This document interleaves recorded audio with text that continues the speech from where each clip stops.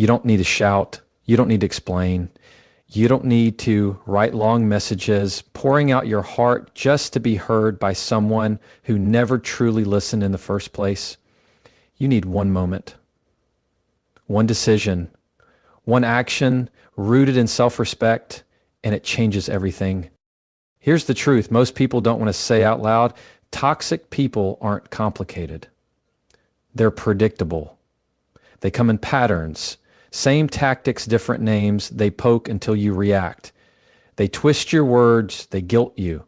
They make you feel like peace is a luxury you don't deserve. But the moment you stop feeding that cycle, the game ends. You do this once, and they never bother you again.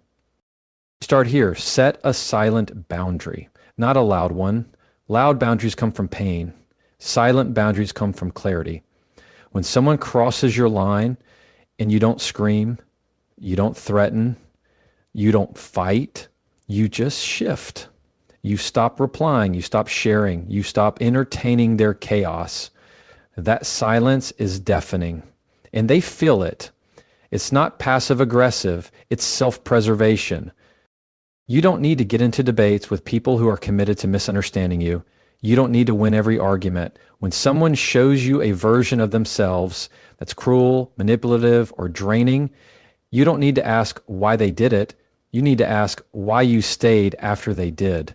And once that question gets honest, the door opens.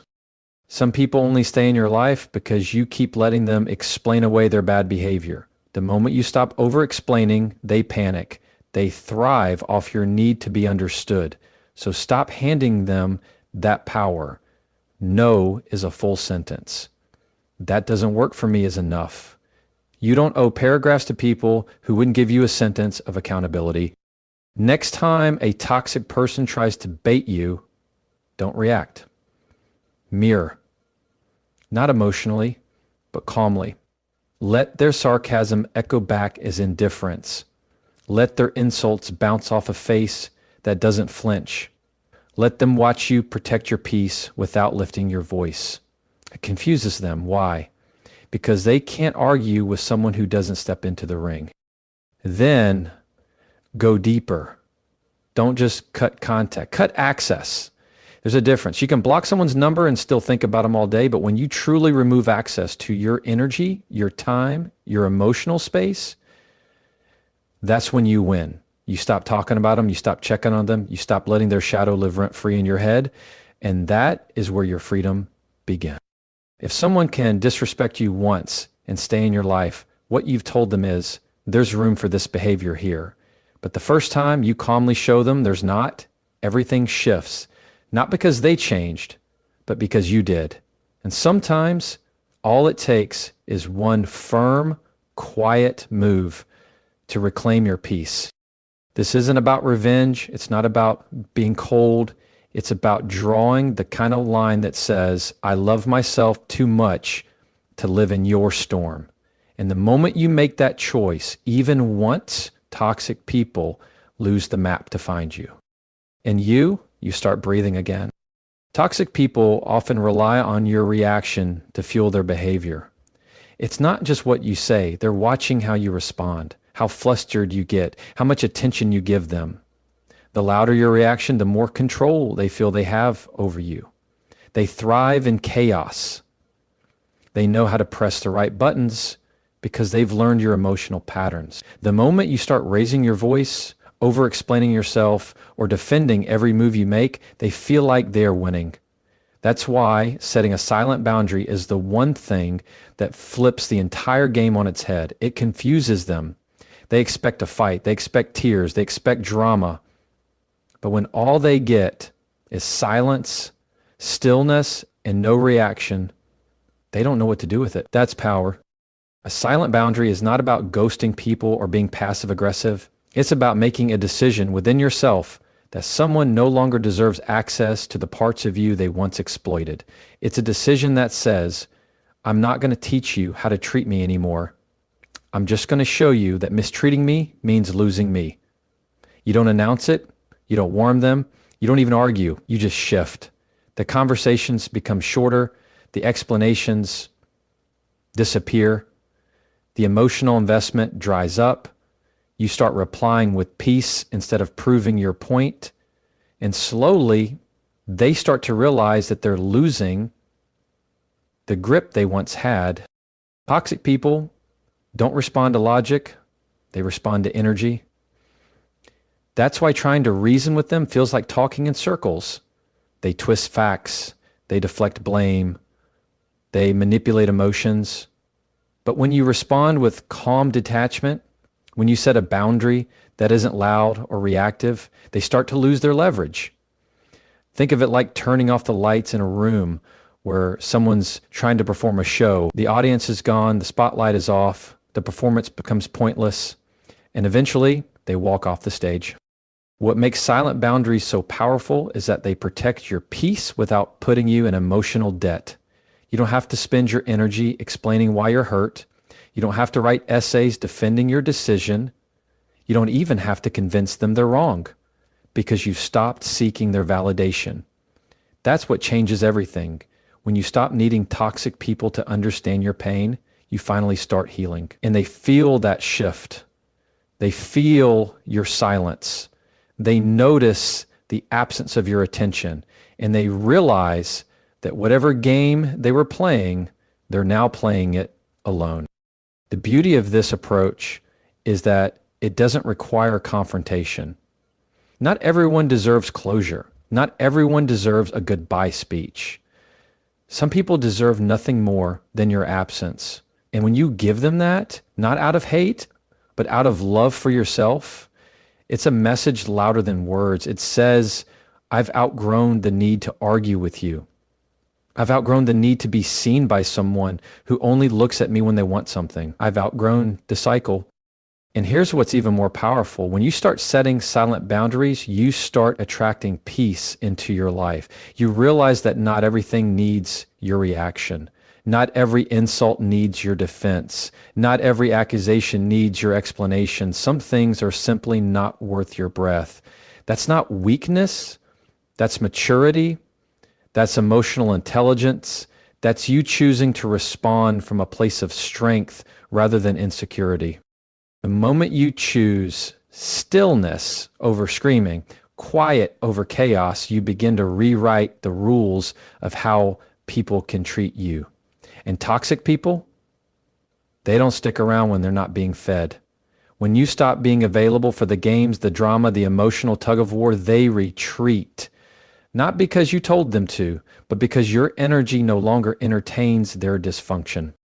You don't need to fight to be free. You just need one quiet decision made in clarity, acted upon in peace. Set the boundary once. Let your silence speak the message you're tired of repeating, and watch how quickly those who thrived off your reactions suddenly have nothing left to take. Toxic people rarely listen to your words. They study your patterns. They want to see how much space they can take up in your life before you push back. And when you try to argue or explain, they use your own words against you. That's why traditional confrontation doesn't work with them. What does work is mirroring. Not mocking, not copying, but reflecting their behavior back at them in a calm, composed, and emotionally neutral way. When someone speaks with disrespect and you mirror it back with quiet boundaries instead of emotional chaos, they see themselves in a way that's hard to escape. And most toxic people cannot stand their own reflection. Mirroring is a subtle form of communication that doesn't require direct confrontation. It's about holding up a mirror without raising your voice. It's when someone tries to manipulate you with guilt, and instead of justifying yourself, you let the guilt fall flat. It's when someone tries to gaslight you into believing your reality is false, and instead of spiraling into self-doubt, you calmly say, that's not how I experienced it, and leave it at that. The point is not to get them to agree. The point is to anchor yourself in truth and let their confusion be theirs to carry. And that's what makes mirroring so powerful. It's not defensive. It's reflective. It doesn't attack, but it makes toxic behavior uncomfortable to maintain. Let's say someone repeatedly interrupts you in conversation, not by accident, but as a way to dominate or dismiss your thoughts. You don't interrupt back with the same aggression. You mirror their lack of respect with firm silence. You stop engaging until they notice. You don't explain, you keep cutting me off. You just go quiet until the weight of their rudeness becomes obvious. It forces awareness, not always right away, but over time, your behavior tells them, I won't play that game. Or maybe someone constantly blames you for things that are out of your control. Instead of rushing to defend yourself like before, you stop feeding that blame. When they say, this is your fault, you respond with stillness. I don't see it that way. No emotion, no back and forth, no trying to convince them otherwise. That calm disagreement, mirroring their own deflection with unwavering steadiness, stops the conversation from becoming another round of emotional ping pong. The key is staying grounded. Toxic people want you to get emotional because emotions are easier to manipulate. But when you're calm, when you're centered, when you mirror their patterns instead of reacting to them, they lose the ability to control the interaction. You're not there to fix them. You're there to protect you. And mirroring is one of the cleanest ways to do that without compromising your integrity. It's important to remember that mirroring isn't about revenge. You're not doing it to hurt them. You're doing it to help yourself. You're creating a psychological pause, a moment where they can see their own reflection through your unshakable response. Whether they take that moment to change is not your responsibility. Your job is to stop giving them the emotional firewood they need to keep the dysfunction burning. And this doesn't just apply to verbal abuse. It applies to emotional withdrawal, manipulation, guilt tripping, even passive aggression. When someone sends you a cold, clipped message meant to trigger your insecurity, and you respond with emotional neutrality, they're left holding their own bitterness. You're not cold. You're just not playing anymore. And in that moment, they are forced to sit with themselves. Mirroring helps you shift the balance of power without drama. You're no longer participating in the tug of war. You're letting them pull at a rope you no longer hold. You don't need to yell or perform.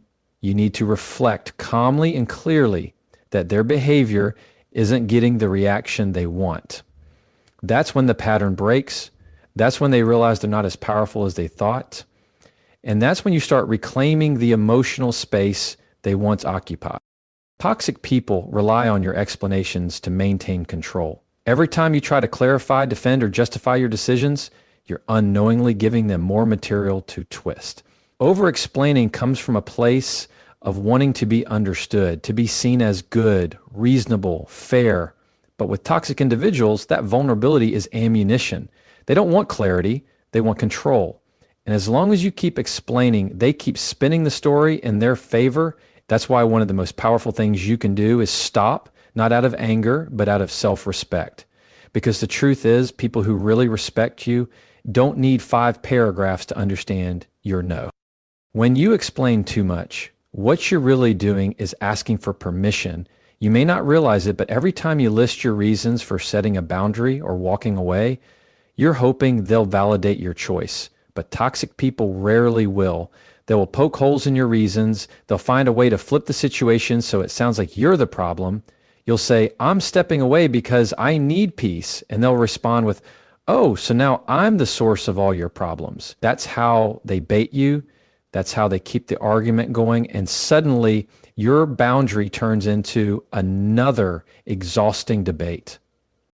But when you stop over-explaining, you break that cycle. You don't owe long-winded justifications to people who disregard your feelings. If someone asks you why you didn't answer a call, you don't need to tell them about your entire day. I was busy is enough. If someone asks why you set a certain boundary, because it's what I need right now, is enough. No further detail, no rehearsed speech. The less you explain, the clearer it becomes. Your decisions are not up for discussion. It takes strength to resist the urge to explain, especially when you've been conditioned to please. Maybe you grew up in an environment where peace meant over-accommodating others. Maybe you were taught that love is earned by bending, shrinking, proving. But there comes a point when you realize your peace is not a debate. Your needs are not courtroom evidence. You are allowed to make decisions based on what feels right for you, even if others don't agree. You teach people how to treat you, not just by what you say, but by what you're willing to repeat. The moment you find yourself explaining the same thing over and over to someone who isn't listening, you have to pause and ask yourself, is this person really confused, or are they just pretending so they can keep crossing the line?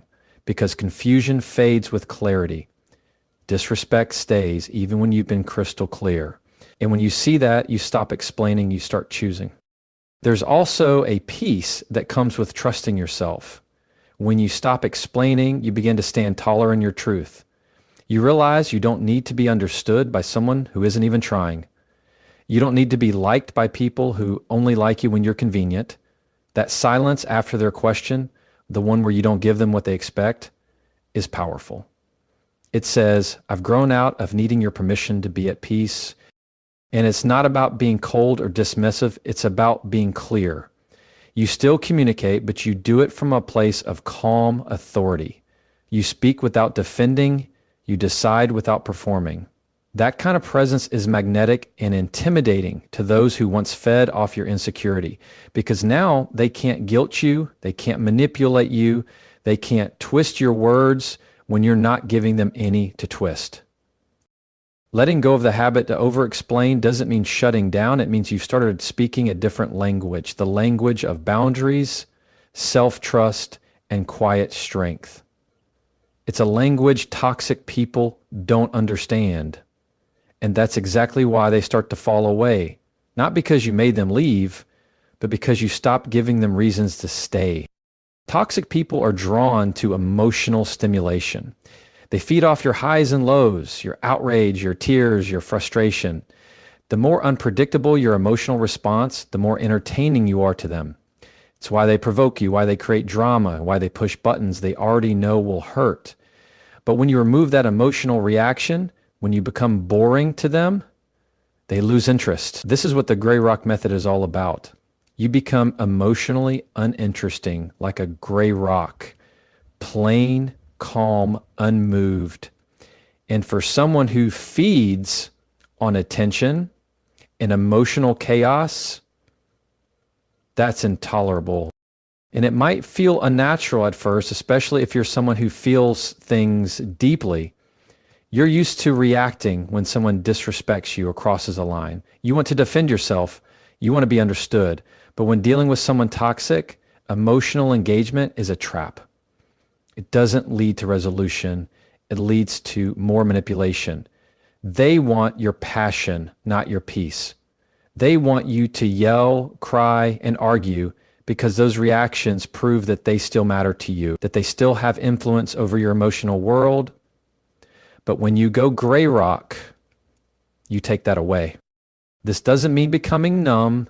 It means being calm on the surface, even if you're angry or hurt inside. It means not showing them your pain, not to suppress your truth, but to protect it. You give them the same emotional energy you'd give a stranger asking for directions, short, polite, uninvolved. Okay, sure, that's fine. No story, no heat, no explanation. Your tone is flat, your body language neutral, your energy grounded. And in that stillness, they find nothing to feed on. They might push harder at first. They'll test you, say something insulting to get a rise out of you, stir old wounds, try to make you feel guilty or stupid or small. But you stay steady. You don't match their tone. You don't defend your choices. You let their words fall flat.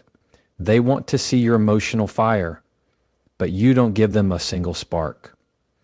That's where your power is, in the refusal to perform. It's especially effective in environments where you can't completely cut someone off, like work, co-parenting, or certain family dynamics. You still have to interact, but you don't have to engage. You don't give personal information. You don't share feelings. You don't reveal your inner thoughts. Every answer is measured, every reaction filtered. You keep it simple, neutral, and focused only on the task at hand. Over time, they get bored because the only thing they can control is what you give, and you're giving them nothing they can use. There's a kind of quiet strength in being emotionally untouchable. You're no longer scrambling to prove your worth or defend your peace.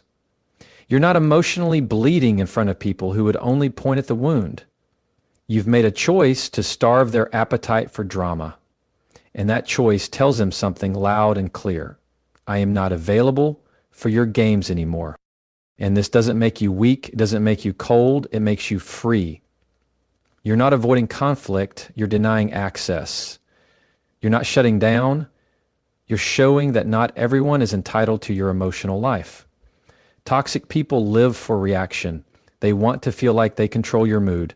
But when you practice the Gray Rock method, they realize they no longer hold that power. You've become someone they can't manipulate because you've stopped showing them where it hurts. Eventually, they stop trying. Not because you told them to, but because you became a place where their games don't work. And they'll move on, looking for someone else who hasn't yet learned what you now know. Peace is more powerful than any reaction. And silence, when used with intention, is the loudest no you'll ever give. There's a difference between cutting contact and cutting access. Most people think that blocking someone, unfollowing them, or avoiding interaction is enough to protect their peace. And sometimes that's a necessary first step. But if that person still lives in your head, if you still replay arguments, check their social media, talk about them constantly, or feel triggered every time their name comes up, they still have access. Emotional access is the deeper layer. It's what truly determines whether or not someone still has power over you. Cutting access means deciding within yourself that they are no longer allowed to affect how you think, how you feel, or how you move. You stop explaining their behavior to others.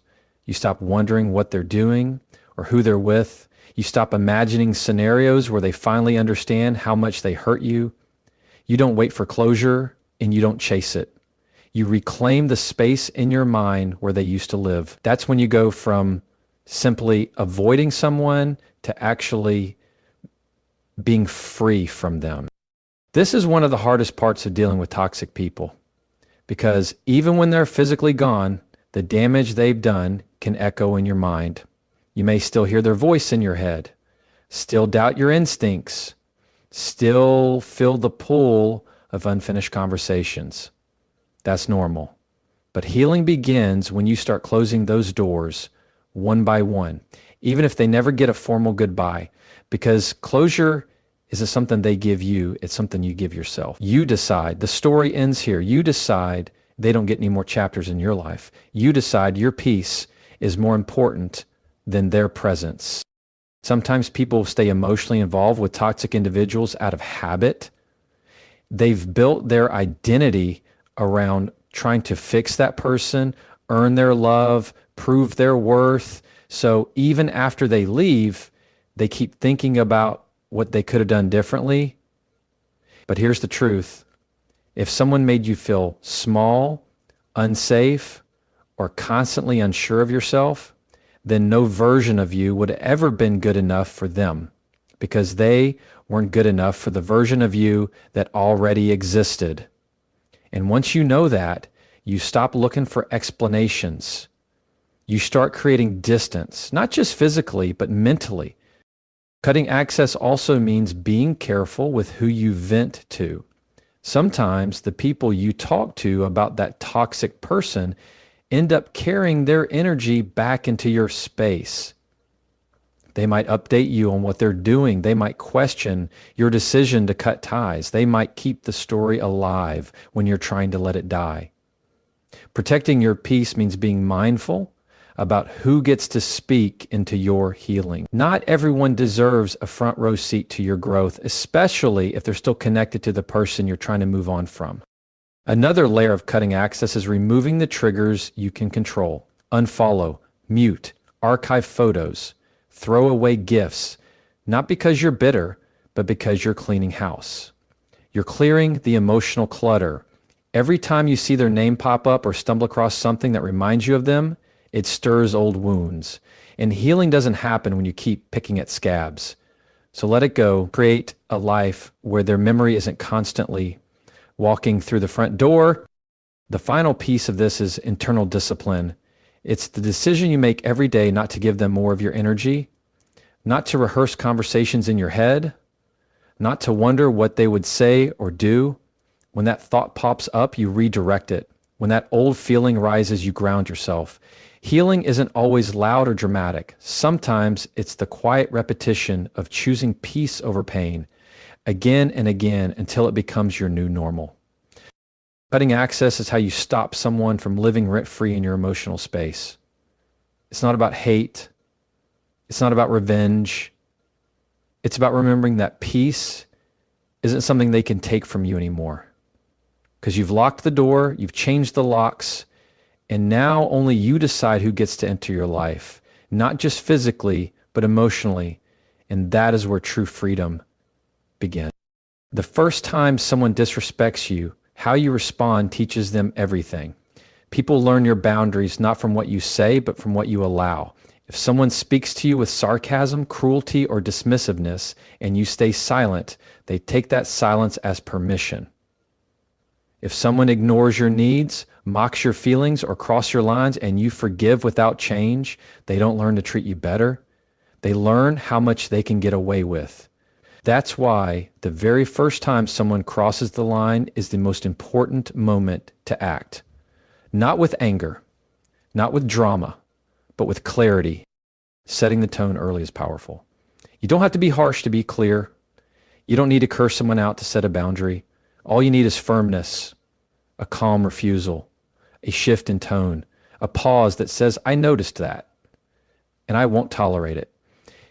It's in the way you answer the phone, the way you stop replying, the way you hold eye contact without flinching. You don't have to shout to show strength. You just have to stop rewarding disrespect with more access to your kindness. When you tolerate something once, it opens the door for repetition. Toxic people don't need you to give them 10 chances. They only need one. One time where you look the other way. One time where you downplay your discomfort. One time where you smile through the insult. And after that, it becomes routine. They don't have to ask if it's okay. They assume it is because you didn't push back. And pushing back doesn't mean starting a fight. It means not allowing their behavior to continue unnoticed or unchallenged. Teaching people how to treat you doesn't require long explanations. It's often in what you don't do. You don't laugh at jokes that make you feel small. You don't answer texts at midnight from someone who only shows up when they need something. You don't say it's fine when it isn't. You stop smoothing the path for people who keep throwing stones in yours. And in doing so, you teach them, if you want to be in my life, there's a way you have to show up. And if you can't meet that standard, that's your choice, but you won't be here. It takes courage to act the first time someone disrespects you, especially if you're used to minimizing your feelings or afraid of being seen as too sensitive or too difficult. But that courage is your shield. That early response, whether it's a conversation, a boundary, or distance, sets the standard. You're not punishing them.